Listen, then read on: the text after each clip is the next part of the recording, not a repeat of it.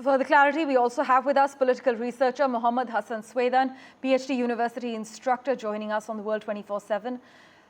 A massive security breach, new age warfare, many argue. But Hezbollah and the Lebanese government have been quick to blame Israel for these nearly simultaneous detonation of hundreds of pagers. But as we know, Israel rarely takes responsibility for such attacks. Well, of course, it is a huge security breach the Israelis has achieved today, but I think this is not the main important thing we should consider, because it's normal for Israelis to do what they do. Well, everyone knows that Israel is one of the strongest entities in the world. It has very strong technological infrastructure, it has a very strong military, it has a very strong economy. So it's normal for such a strong entity to do what it did. But the unusual is for a resistance to be able to continue playing the role of a support front after almost a year of the war in Gaza. And I think this is the thing that Israelis want to tell people. But what happened today is expected. Israel didn't do something surprising for it as a strong entity, strong technological entity. It has all the power it needs to achieve such security breach. Although it's still an achievement for Israel, but let's not forget that it has achieved this with a resistance, with a small group that is considered is still considered as a resistance group that doesn't have the same level of power with Israel, and that's the main important thing. So to assess realistically what happened, we can say that yes, Israel achieved a very important achievement.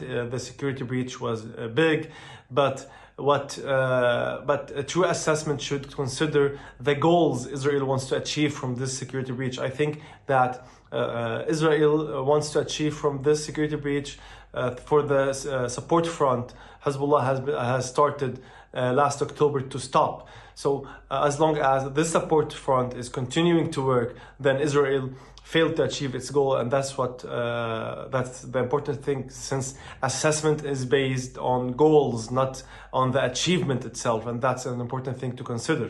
Right, Hassan, but even in a country that has long been accustomed to war, the intimate nature of this attack is deeply disturbing.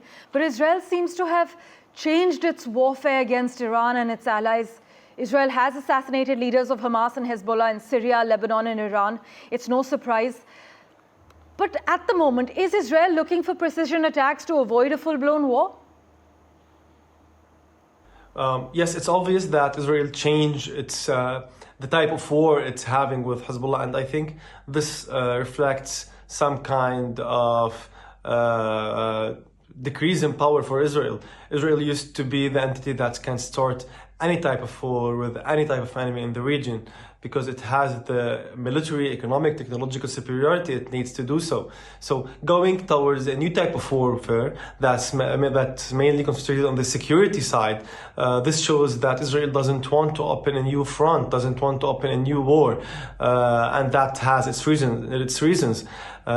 Refusing to open a new war with Hezbollah in Lebanon is because Hezbollah can inflict so much damage over Israel, and that's what the Americans have been saying in the last couple of days and weeks. The Americans have been telling Israel that you can't achieve militarily with Hezbollah what you need to achieve in politics, so you don't have to go with war, because the damage inflicted on you in any war will be so big that maybe you can't bear it. And that's why Israel is trying to change its tactics with Hezbollah.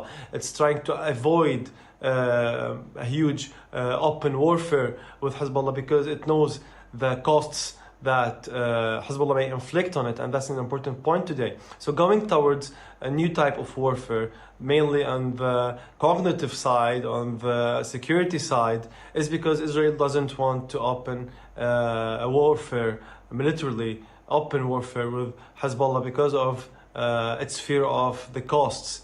And that's why we are witnessing a new type of warfare that Israel thinks it can bear, but till now, the consequences, strategic consequences. Let's see what Americans are saying. Let's see what Israelis are saying. No one is convinced today that on the strategic level, Israel is well. Everyone is speaking that Israel is paying huge costs on the strategic level, diplomatically, militarily, economically, and in every aspect of it. And that's an important thing to consider in this war.